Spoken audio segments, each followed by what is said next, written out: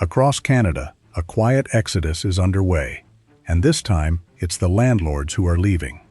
For years, owning a rental property in Canada was considered one of the safest, smartest wealth-building moves there was. Buy a place, rent it out, let the tenant pay your mortgage, watch the value climb. People built entire retirement plans on it. It was supposed to be a guaranteed win. And now, in 2026, they're selling. Small landlords, the people who owned 1 or 2 rental units, not the big corporations, are getting out, listing their rental properties, cashing out, walking away from a game that suddenly stopped adding up.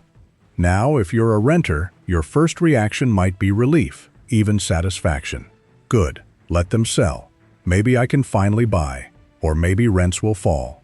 And I understand that completely. But stay with me, because here's the shocking part. A landlord exodus, in the Canada we actually live in, often makes things worse for renters, not better. What sounds like good news for tenants can quietly become a disaster for them. Understanding why reveals something broken at the very core of Canadian housing, and it affects every single renter in the country. First, why are they leaving a game that was supposed to be a sure thing? Because the math flipped. The whole model of small-scale landlording relied on the numbers working. The rent covers the mortgage and costs, and the property value climbs over time. Both halves of that broke at once. On the cost side, mortgage rates rose sharply, so the monthly cost of carrying the property jumped, sometimes above what the rent brings in. Property taxes, insurance, and maintenance all climbed too. So a lot of these small landlords are now losing money every month. The rent no longer covers the costs of holding the property. And on the value side, with the market stalling, as we've covered, the "it'll always go up" promise that justified losing money monthly no longer feels certain. So you have landlords bleeding cash every month, with no guarantee the property's rising value will bail them out. When you're paying to own something that's no longer guaranteed to grow, the rational move is to sell, and so they are. Which sounds, on its face, like it should help renters. It doesn't. Here's why. The first reason a landlord exodus hurts renters is the most direct. When a small landlord sells, the rental unit frequently disappears from the rental market entirely. Think about who buys a small landlord's property. Often, it's not another landlord, because landlording stopped making sense. That's the whole reason it's for sale. Frequently, the buyer is someone who wants to live in it, an owner-occupier. And when an owner-occupier buys a former rental, that unit is gone as a rental. The tenants who lived there have to leave, and the unit no longer houses renters. It houses its owner. So every time a landlord sells to someone who will live there, the rental supply shrinks by 1 unit. Now scale that up. When many small landlords sell at once, and many of those units convert to owner-occupied homes, the total pool of rental units shrinks. And what happens to the price of something when the supply shrinks but the demand, all the people who need to rent, stays the same or grows? The price goes up. So a landlord exodus can actually reduce rental supply and push rents higher for everyone still renting. The opposite of what it sounds like. The second reason is the human one, and it's immediate and brutal. The tenants in these properties get displaced. When a landlord sells, especially to an owner-occupier, the people living there usually have to move. And here's the cruel timing. They're forced back into the rental market at the exact moment that market is getting tighter and more expensive, for the reasons we just covered. And there's a specific trap in this. A long-term tenant may have been paying a rent well below the current market, because they'd been in the unit for years, and rents on new leases have exploded. So when they're displaced, they don't just have to find a new place. They have to find one at today's market rent, which can be dramatically higher than what they were paying. Their housing cost can jump overnight through no fault of their own, simply because their landlord decided to sell. So the landlord exodus doesn't gently redistribute housing. It forcibly ejects renters from below-market homes into a more expensive, tighter market. For the tenant, the landlord getting out isn't liberation. It's eviction into a harder world. The third reason kills the hopeful version of this story, the idea that renters can just buy the units the landlords are selling. It's a lovely thought. Landlords sell, prices soften, renters become owners, everyone wins. But it runs straight into everything this channel has documented. The renters being displaced are, overwhelmingly, people who couldn't afford to buy in the first place. That's why they were renting. The landlord selling doesn't suddenly give them a down payment, or a qualifying income, or the ability to handle a mortgage at today's high rates. So the unit gets sold, but not to the tenant who lived there. It gets sold to someone who could already afford to buy, a wealthier owner-occupier, or someone with the resources these renters don't have.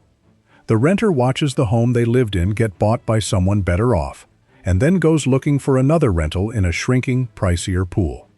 That's the trap. The landlord exodus transfers housing from renters to buyers. But the renters aren't the buyers. It's a transfer away from the people with less, toward the people with more. The hopeful story where renters inherit the units simply isn't how it plays out, because the barrier was never availability. It was affordability, and that didn't change. But here's the real reason this is happening, the shocking one underneath it all. Canada relied on small, amateur landlords to provide much of its rental housing, and that was always a fragile, broken way to house people. Step back and look at how rental housing in this country actually worked. A huge share of it was provided not by purpose-built, professionally managed rental buildings, but by individual small investors, ordinary people who bought a unit or two as a wealth-building side venture and rented them out. The country's rental supply was, to a significant degree, a byproduct of individuals trying to build personal wealth through property. And that's the flaw. When your rental housing depends on amateur investors who are only in it because it makes them money, then the moment it stops making them money, they leave, and the housing leaves with them. The rental supply was never stable because it was never really about housing people. It was about those investors' returns. Housing renters was a side effect of a wealth strategy, and side effects disappear when the strategy stops working. That's the shock. The landlord exodus exposes that Canada never built a stable foundation for renting. It leaned on individual investors' profit motive to house millions of people, and profit motives are fickle.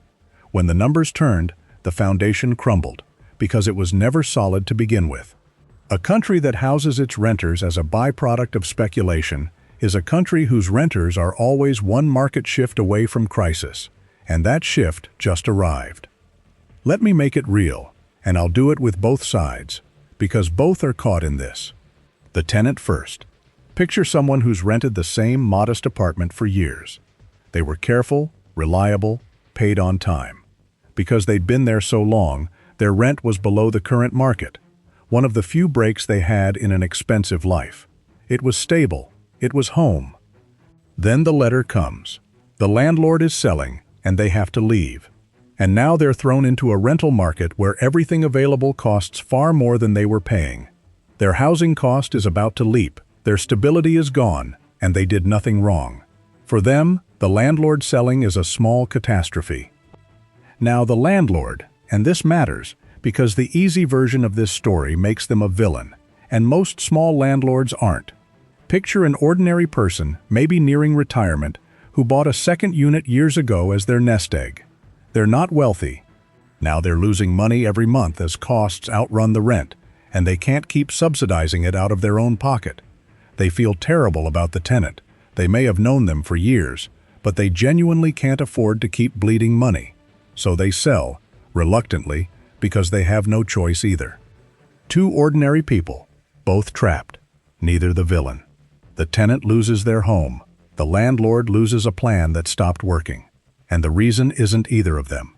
It's a system that made housing renters depend on a fragile private bet that finally went bad. And this affects every renter in the country, not just the ones being displaced. Here's the chain reaction. Landlords sell. Some units leave the rental pool. Displaced tenants flood back into a shrinking market. Competition for the remaining rentals intensifies. And rents rise for everyone, including renters whose own landlords aren't selling, because the whole market tightens around them.